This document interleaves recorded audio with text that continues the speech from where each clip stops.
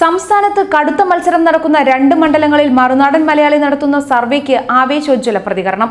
Social മീഡിയയിലെ തരംഗം ആർക്കാണ് അനുകൂലമെന്ന് വിലയിരുത്തുന്ന സർവേയാണ് മറുനാടൻ നടത്തുന്നത്. ആദ്യ ദിവസം തന്നെ നിരവധി പേർ വടകരയിലെയും തിരുവനന്തപുരത്തെയും ഇപ്പോഴത്തെ സ്ഥിതി വിലയിരുത്തി വോട്ടിംഗുമായി രംഗത്തെത്തി. തെരഞ്ഞെടുപ്പ് പ്രഖ്യാപിക്കുന്നതിന് വളരെ മുമ്പ് തന്നെ കേരളം എങ്ങനെ ചിന്തിക്കുന്നു എന്നറിയാൻ മറുനാടൻ മലയാളിയും മറുനാടൻ ടിവിയും തെരഞ്ഞെടുപ്പിൽ കേരളം ആർക്കൊപ്പം എന്ന സർവേ വിജയകരമായി നടത്തി ഫലം പ്രഖ്യാപിച്ചിരുന്നു. ഇതിനു പിന്നാലെയാണ് ഇപ്പോൾ ഈ ഘട്ടത്തിൽ സോഷ്യൽ മീഡിയയുടെ പൾസ് അറിയാൻ മറുനാടൻ മലയാളിയും മറുനാടൻ ടിവിയും രംഗത്തിറങ്ങുന്നത്. വടകരയിലും തിരുവനന്തപുരത്തും നിങ്ങൾ ആരോടൊപ്പം എന്നാണ് 2 ചോദ്യങ്ങൾ. എങ്ങനെയാണ് ഈ 2 മണ്ഡലങ്ങളിലും സോഷ്യൽ മീഡിയ ചിന്തിക്കുന്നത് എന്ന് കണ്ടെത്തുകയാണ് ലക്ഷ്യം. അഭിപ്രായം രേഖപ്പെടുത്താൻ 2 ദിവസത്തെ ഓൺലൈൻ പോളിൽ മറുനാടൻ വായനക്കാർക്ക് പങ്കെടുക്കാം. നാളെ രാത്രി വരെയാണ് വോട്ട് ചെയ്യാൻ അവസരം നൽകുക. ശക്തമായ ത്രികോണ മത്സരം നടക്കുന്ന മണ്ഡലമാണ് തിരുവനന്തപുരം. ശശി തരൂർ കോൺഗ്രസ് സ്ഥാനാർത്ഥിയായും ഗവർണർ സ്ഥാനം രാജിവെച്ചെത്തുന്ന Kummanam Rajasekharan BJP സ്ഥാനാർത്ഥിയായും C Divakaran LDF സ്ഥാനാർത്ഥിയായും രംഗത്തിറങ്ങുന്ന മണ്ഡലത്തിൽ ശക്തമായ മത്സരത്തിനാണ് സാധ്യത തെളിഞ്ഞിരിക്കുന്നത്.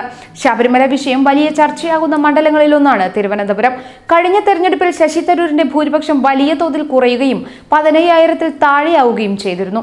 O രാജഗോപാൽ കഴിഞ്ഞകുറി രണ്ടാമതെത്തിയ മണ്ഡലത്തിൽ വലിയ പ്രതീക്ഷയാണ് ഇക്കുറി BJPക്ക്.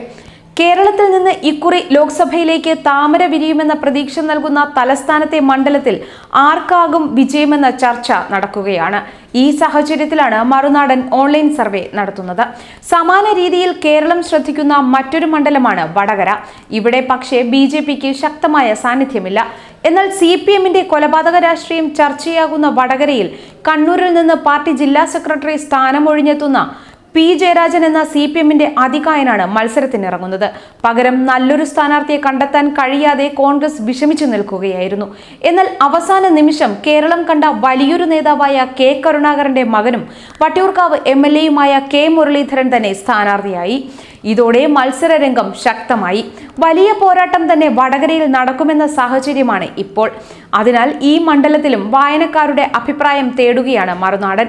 സോഷ്യൽ മീഡിയയിൽ ഇപ്പോൾ വടകര ചൂടേറിയ ചർച്ചാ വിഷയമാണ്. ഇരു പാർട്ടികളുടെയും പ്രസ്റ്റീജ് മത്സരമാണ് വടകരയിൽ.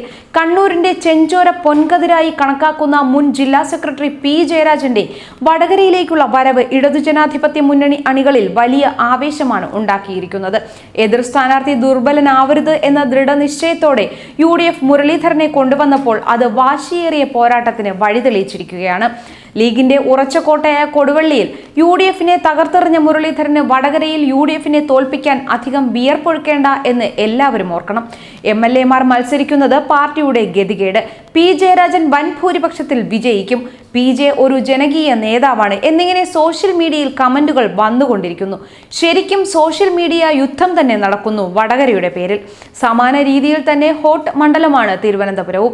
അഖിലേന്ത്യാ തലത്തിൽ തന്നെ കോൺഗ്രസിന്റെ സോഷ്യൽ മീഡിയ യുദ്ധത്തിന് ചുക്കാൻ പിടിക്കുന്ന സാക്ഷാൽ തരൂർ തന്നെ തലസ്ഥാനത്ത് ഹാട്രിക് വിജയത്തിനായി ഇറങ്ങുന്നു. കേരളത്തിൽ AK ആന്റണിയുടെ മകന് സോഷ്യൽ മീഡിയ പ്രചരണത്തിന്റെ ചുമതലയും. അങ്ങനെയിരിക്കെയാണ് ഇക്കുറി മത്സരം.